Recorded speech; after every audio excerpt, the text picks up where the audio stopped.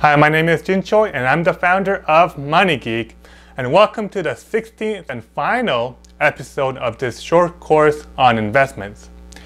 And in this episode, I want to give some practical tips on investing.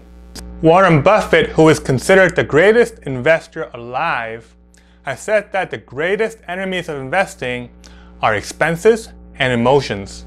So far in this course, we talked about ways to invest your money without having to pay a lot of expenses.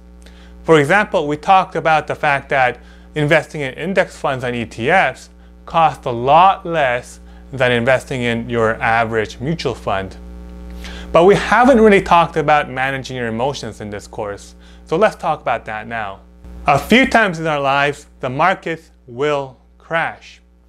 Usually it's the stock market that crashes, but other markets, such as the bond market, can crash as well. And when this happens, you will feel fear. And it will look as though to you at the time that the markets are going down every single day. In fact, you will feel virtually certain that the markets will go down the next day. To protect yourself from these losses, you might feel this urge to sell all your investments. However, when you feel this way, you should resist the urge to sell all your investments. And that's because paradoxically, these are the best times to invest. When you feel fear, you're not alone. You can bet that other investors feel the exact same way. And many of these investors give in to their fear and sell their investments. More sellers lead to lower prices. So you get stuck in this vicious cycle where lower prices generates more fear, which in turn causes lower prices. However, most of these price declines are not justified. During market crashes, you'll hear about how bad things are and how things will only get worse. However, you will discover in hindsight that most of these are exaggerations. For example, in the 2008 financial crisis, there were rumors about how giant corporations such as GE were going to go bankrupt. And in fact, GE's share price reflected such rumors. However, after the financial crisis, most giant corporations, including GE, fully recovered. During market crashes, investments are priced much lower than their true worth. So you should try to buy or at least hold on to your investments because those investments will likely generate above average returns. The opposite applies to market bubbles.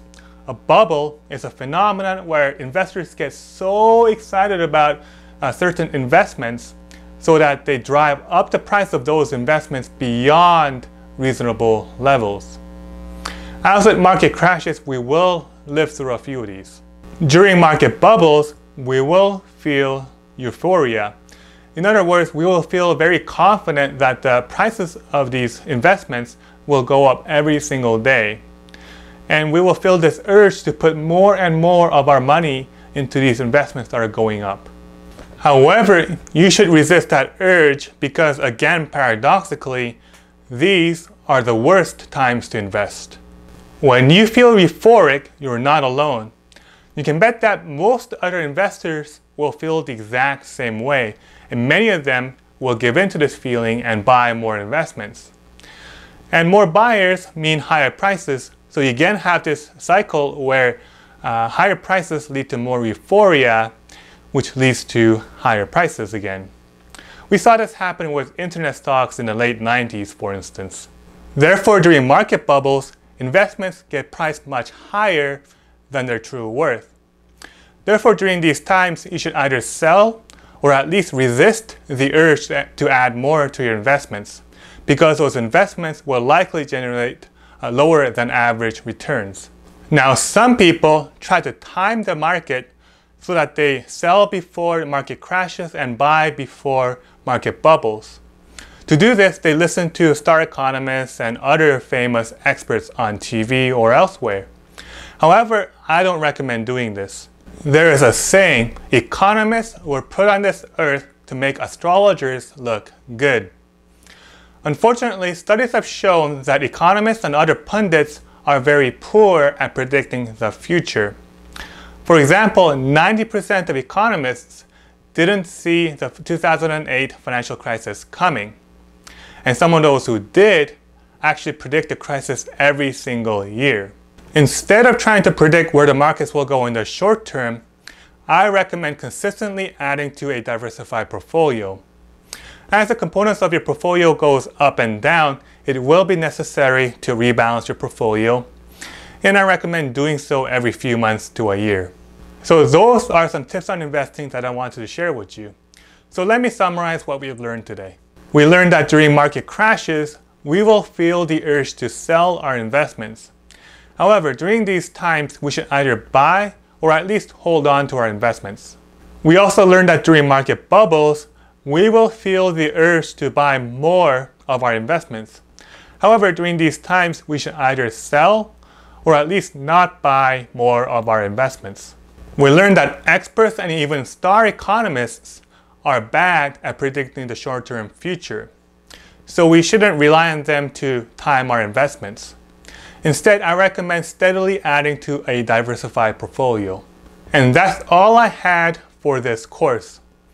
So let me close with some final thoughts. Let's imagine that a 30-year-old started saving $5,000 a year for 35 years. And let's say that this person achieved a rate of return of 7.5% on his or her investments. Over time, this person would have set aside $175,000 of his or her hard-earned money for investments.